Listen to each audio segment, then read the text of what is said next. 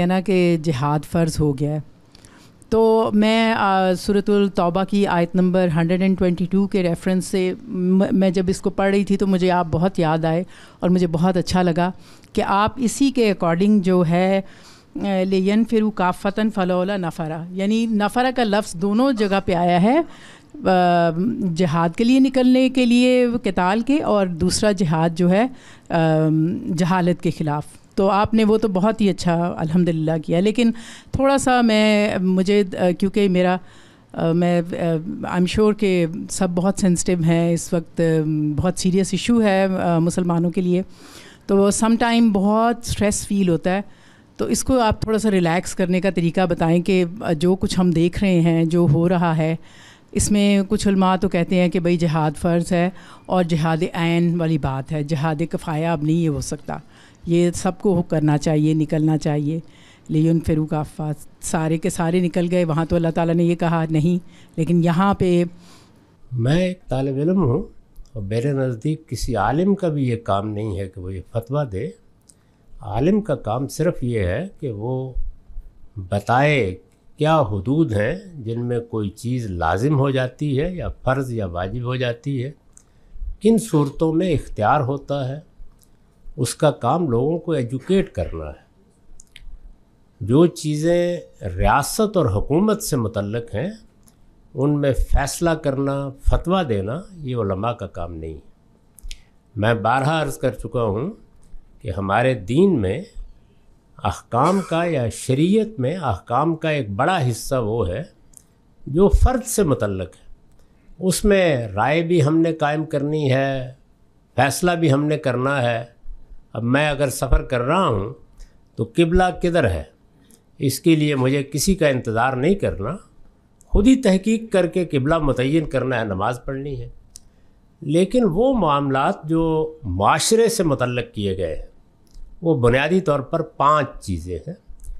ہمارے ہاں قدیم فقہ میں بھی ان کو متعین کر کے بتایا گیا ہے اور ان کے بارے میں کہا جاتا ہے کہ یہ موکول الی السلطان ہے، یعنی وہ 5 چیزیں ریاست، حکومت، مسلمانوں کے نظم اجتماعی یا مسلمانوں کی جماعت سے متعلق ہے۔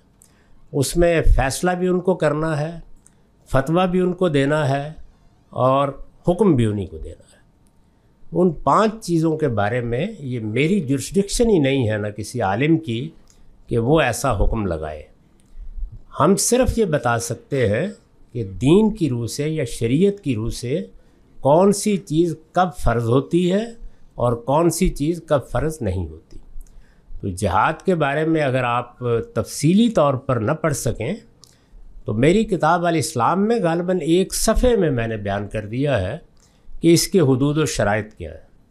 یہاں مختصر جواب یہ ہے کہ اگر یہ بات متحقق ہو جائے کہ مسلمانوں پر یا انسانوں پر کسی جگہ ظلم یا عدوان کا ارتکاب کیا جا رہا ہے، ان کی جان، ان کے مال اور ان کی آبرو کے خلاف جنگ آزما ہو گئے ہیں، تو آپ دیکھیں کہ کیا آپ ان کی مدد کر سکتے ہیں؟ وہ عام انسان ہو سکتا ہے مسیحی ہوں، ہو سکتا ہے ہندو ہوں، آپ ان کی مدد کر سکتے ہیں؟ مسلمان ہیں تو ظاہر ہے ذمہ داری اور بھی بڑھ جاتی ہے۔ اس میں پھر یہ بتایا گیا ہے کہ اپنی طاقت کا توازن دیکھیں، یعنی آپ کے پاس کتنی طاقت ہے۔ صحابہ کرام جیسی جماعت کو بھی یہ کہا گیا کہ 1:2، اس سے زیادہ کی ان سے بھی توقع نہیں کی گئی۔ تو اس وقت مسلمانوں کی مجموعی طاقت ان کے دشمنوں کے مقابلے میں 0.1 بھی نہیں۔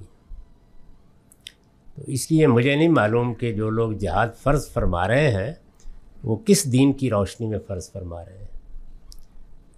تاہم اگر کوئی کرنے کا ارادہ بھی ہے تو یہ فیصلہ کرنا مسلمانوں کی سیاسی قیادت کا کام ہے، یہ مذہبی قیادت کا کام نہیں ہے۔ مذہبی قیادت نے اپنے حدود سے تجاوز کیا ہے اور مسلمانوں کو قائم بالقسط بھی نہیں رہنے دیا۔ بہت معذرت کے ساتھ، آپ کا دل بہت دکھا ہوا ہے، میرا بھی اتنا ہی دکھا ہوا ہے، لیکن میں آپ سے عرض کرتا ہوں کہ جب سعودی عرب اور حوثیوں کے درمیان جنگ ہو رہی تھی اس وقت بھی اتنا ہی دکھنا چاہیے تھا۔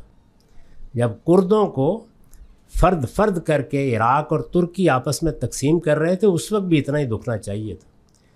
جب افغانستان میں خود ہم سازش کر کے پوری افغان قوم کا یہ حق چھین رہے تھے کہ وہ اپنے حکمران منتخب نہیں کر سکتے، اس وقت بھی اتنا ہی دکھنا چاہیے تھا۔ کم و بیش 20 سال ہزاروں لوگ ان کے بھی مارے گئے۔ تو اس لیے قائم بالقسط ہونا چاہیے۔ ہمیں یہ حکم دیا گیا ہے کہ یا ایھا الذین آمنوا کونوا قوامین للہ شہداء بالقسط۔ یہ نہیں ہے کہ جہاں آپ کا زیادہ تعلق ہو اور معاملہ غیر مسلموں سے ہو وہاں دل دکھے، اور جہاں مسلمان ایک دوسرے کے پرخچے اڑا رہے ہوں وہاں آپ کا دل نہ دکھے۔ تو اپنے دل کو بھی درست کرنے کی کوشش کریں۔ باقی جہاد فرض ہونے کے لیے طاقت کا ہونا ضروری، وہ اس کے بغیر نہیں فرض ہوتا۔ اور میں نے عرض کر دیا ہے کہ ہم نے پہلی جنگ عظیم میں عالمی سطح پر شکست کھائی ہے۔ اس شکست کے بعد ہم ایک مفتوح قوم ہیں۔ ہمارے فاتحین ہم پر حکومت کر رہے ہیں، انہوں نے از راہ عنایت کوئی 50-55 ملکوں میں ہمیں نیم خود مختاری دی ہوئی ہے۔ علم اور ایجادات کے معاملے میں ہم بالکل پستی میں ہیں۔ اس طرح کی صورتحال میں آپ جہاد کہاں فرمائیں گے اور کیا کریں گے؟ میری رائے یہ ہے۔